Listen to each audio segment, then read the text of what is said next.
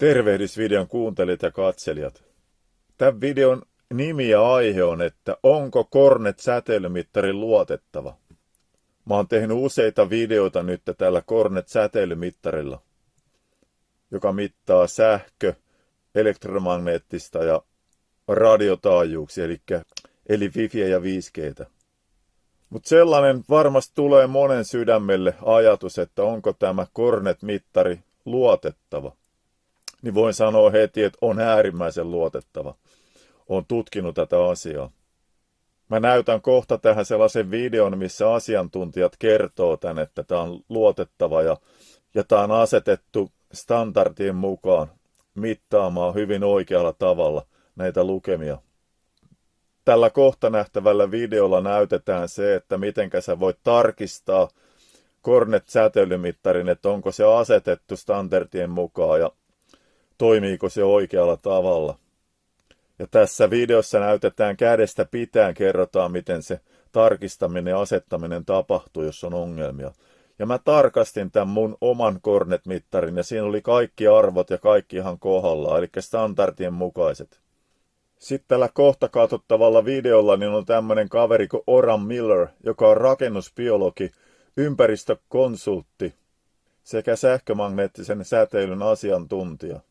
Ja hän kertoo tässä mielenkiintoisesti, että ne luvut, joita ammattilaiset pitää turvallisina tasoina, niin Cornet-yhtiö on laittanut ne ohjeet asetuksiinsa, jotka on laitettu tähän Cornet-mittariin. Eli tämä Cornet-mittari näyttää standardien mukaisia asetuksia. Kansainvälisiä standardeja USA ja Saksan tutkimus- ja kliinisen kokemuksen rakennusbiologian ammattikunnan mukaan. Eli sä voit luottaa tämän Cornet-mittarin säteilyarvoihin, jossa tarkistat sen mittarin asetuksista, että se toimii oikein. Ja ainakin tämä mun mittari oli heti tehtaalta tullessaan, kun tutkin ja tarkistin ne asetukset, se toimii ihan oikein standardien mukaan. Eli vastaus kysymykseen, onko Cornet-säteilymittari luotettava, on erittäin luotettava, kyllä. Mutta katsotaan tässä seuraavaksi tämä video. Some of the information in your instruction leaflet may not be correct, so be careful to closely follow the instructions here. We did find some errors in the instruction pamphlet included with the Cornet meter. To access the Setup menu, press and hold the red Hold button and then press and hold the Unit button below. Now you are holding two buttons down. Now release the top red button, then release the Unit button below. The Setup menu should appear. Anytime you feel you have messed up the settings or button sequences, you can always turn the meter off and back on and try again. In the Setup display, you can scroll down to the different items by pushing the blue Unit key on the lower right. The top setting is the Exit, so push the Unit key once to select number 1, the Unit setting. If you accidentally go past your setting, just keep scrolling with the Unit key to get back to where you want to be. With number 1, the Unit setting highlighted, press the Light button on the lower left to cycle through the options. These are options for the type of unit of measurement that the Cornet will display while you scan. Select the option MW/M2.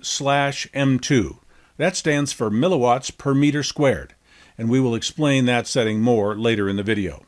Now push your lower right Unit button once to highlight setting number 2, the LED level. Again, with the Light button on the lower left, cycle through the options and select -20. The settings that I am giving you will make your device compatible with building biology standards, so this setup will be important to follow along with this video. Don't worry about what the settings mean, we'll explain all that later. Now push your lower right Unit button and select number 3, average/F. Use your lower left Light button to select Peak Average. With the lower right Unit button, now scroll to number 4, Max Clear, and with the lower left button, set that to On. The Cornet ED88T stores and shows you the highest reading since the meter was turned on. By setting this setting to On, it allows you to clear that reading by pushing the Hold button, and that way you don't have to turn the meter off and back on again. Now, with the lower right button, go to number 5, Alarm, and scroll your options with the lower left button.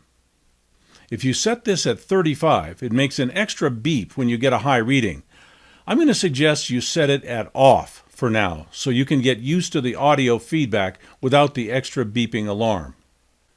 Push the lower right button twice to skip number 6, Reset. Reset will undo some of the settings you just made, so we'll pass that by. With number 7, Save to Memory, selected, push your lower left button and all your new settings will now be saved. Every time you change any settings, you have to use that number 7 button, otherwise your settings will not be saved. Now push your lower right button once more to go to the top where it says Exit. Push your lower left button and the device will return to normal display. Building biologist Orem Miller will now present in-depth information on how to scan your living spaces, how to use the Cornet ED88T Plus scanning meter, and the nature of EMF exposures. Hello, my name is Orem Miller. I am a certified building biology environmental consultant, BBEC, as well as an electromagnetic radiation specialist, EMRS, based in Los Angeles, California, trained by the International Institute for Building Biology and Ecology. We're here today to show you the use of this Cornet ED88T Plus electrosmog meter. This is a combination meter that's on the market now that measures 3 EMF fields. That is magnetic fields, electric fields, and radio frequencies. Many people don't know about EMFs, but those who do, they pay attention to this because either they have symptoms from these fields or they just want better health. Those are the reasons that people call us for the evaluations that we do of their homes and offices. So these are the numbers that we're going to be going by in terms of what we consider to be safe levels. And in fact, the Cornet company has incorporated these guidelines as one of the settings that you can dial in for this meter for the LEDs that are here. In other words, green being good, yellow being an intermediate and slight to severe, and then red being extreme, to correlate with our no anomaly, slight anomaly, severe anomaly, and extreme anomaly levels that the building biology profession has come up with. Now, how do you use this table? We want our clients to get out of these 2 columns, severe and extreme, in sleeping areas. And these are defined here. And basically, extreme is a situation where, as far as international standards outside the United States and research and clinical experience professionally from the building biology profession in Germany and us, we would all agree that anyone who has readings that are above 5 milligauss for magnetic fields, or above 10 volts per meter, or 1,000 millivolts with a body voltage meter for electric fields, or 1,000 microwatts per meter squared, for those of you who already know about these units of measurement for radio frequencies, these are considered our extreme levels. And so we're going to show you with the Cornet meter where those levels are. But you're going to see that in terms of the LEDs if you set this to the building biology standards, which you...